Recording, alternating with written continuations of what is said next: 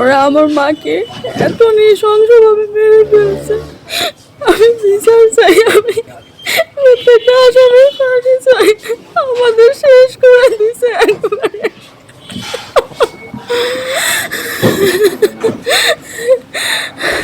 আমি চাই আরো ভালো করে তদন্ত হোক। আমি যতটুকু জানি ওরা সিসকে চোর, তারপরে ওরা আমার মাকে মেরে ফেললো, কিন্তু রুমের কোনো জিনিস চুরি হয়নি, কিছু চুরি হয়নি। কেন এটা করলো?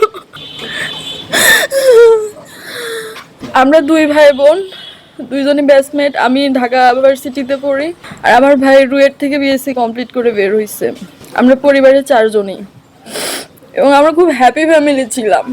আর জমি বিক্রি করছে এটা ঈদে ছিল মেবি, মানে পুরো টাকাটা ছিল না বাসায়, এত টাকা ছিল না, এক্সাক্ট অ্যামাউন্ট বলতে পারতেছি না, বাট কিছু চুরি হয়নি। এরকম কি আমার মাকে যে রুমে মেরে ফেলে রাখছে সেই রুমেরও কিছু চুরি হয়নি, মানে মনে হচ্ছে কোনো জিনিস হাতই দেয়নি।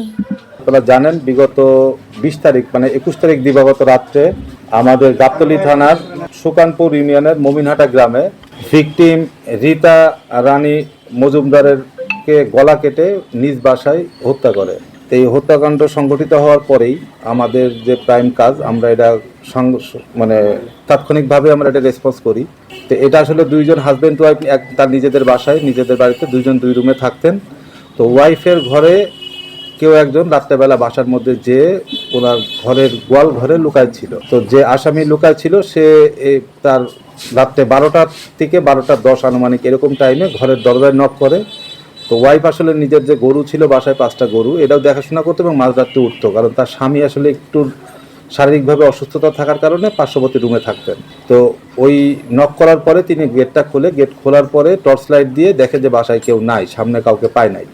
এই ফাঁকে দুইজন যে আসামি, এই দুইজন ঘরের মধ্যে প্রবেশ করে ঘরের মধ্যে ঢুকে তাকে, তার ঘরে কিছু নাকি সম্পত্তি ছিল, সম্পত্তি বলতে টাকা ছিল, জমি বেচা টাকা, যেটা গত ঈদের সময়, রোজার ঈদের সময় আনুমানিক 7 লক্ষ টাকা। এটা তার হাজব্যান্ডের যে বক্তব্য, তার স্বামীর নাম হচ্ছে বিধানচন্দ্র মজুমদার, ওনার বক্তব্য অনুযায়ী এরকম টাকা ছিল। তো টাকাটা আসলে মূলত ওয়াইফ তার নিজের কাছেই রাখতেন, স্বামী নিজেও জানতেন না যে টাকা কোথায় আছে। এটা হচ্ছে ওনাদের পারিবারিকভাবে যে ওনাদের 2 ছেলে মেয়ে লেখাপড়া করে, এদের খরচ এবং সংসারের খরচটা ওয়াইফই মেনটেন করতো। তো এই টাকাটার লোভে পড়েই আসামি দুইজন এই তথ্য পাইছিল যে জমি বিক্রি করার টাকা তাদের বাসায় রিজার্ভ আছে।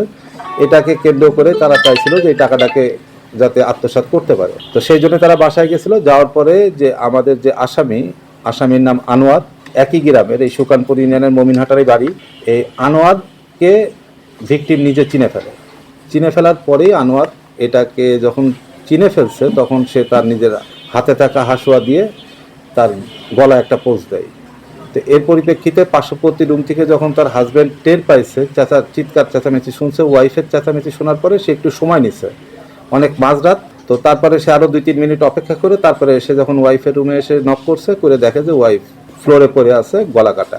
উনি ডাক চিৎকার দিলে পার্শ্ববর্তী লোকজন যারা আছে, প্রতিবেশী, তারা এসে তাকে রিকভারি করে, পরবর্তীতে সে মারা যায়। তা আসলে আমরা এটা আমাদের ম্যানুয়াল যে সোর্স এবং আমাদের লোকাল সোর্স সহ আমরা ওই দিন থেকে আমাদের ডিবির টিম, আমাদের থানার টিম সবাই মিলে ওই জায়গাটায় কাজ করছি। তা আমি আসলে যখনই এই ঘটনা শুনছি আমি সকালবেলা ভোরবেলায় রওনা দিয়ে চলে গেছি। তা আমরা ওখানে পিওটিও ভিজিট করে পরবর্তীতে থানাতে বসে আমরা যে ভিকটিমের যে হাজব্যান্ড বিধান মজুমদার, ওনার সাথে অনেকক্ষণ কথা বলি, দীর্ঘক্ষণ কথা বলি, যে আমরা ক্লু উদ্ঘাটন করার জন্যই। ওনাকে জিজ্ঞাসাবাদ করি, ওনার ছেলে আসছিলেন, উনিও বাইরে ছিলেন, বাইরে থেকে আসছে ইঞ্জিনিয়ার, ওনাকেও জিজ্ঞাসাবাদ করে আমরা যে সকল তথ্য পাইছিলাম সেটার ভিত্তিতেই আমরা কিছু লোকাল সোর্স নিয়োগ করি। তাদের প্রাপ্ত তথ্যের সাথে মিলায়ে পরবর্তীতে আমরা গতকালকে রাত্রে অভিযান করে আমরা 2 জনকে অ্যারেস্ট করতে সক্ষম হই।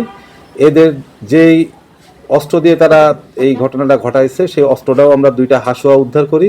উল্লেখ্য যে এটা তারা প্ল্যান করছে আরো 10 দিন আগে। এরা হচ্ছে 2 জনই হচ্ছে জমির যে ধান কাটে, ধান কাটার কাজ করতে যায়। 2 জনের সাথে পরিচয় আনোয়ার এবং শাওনের।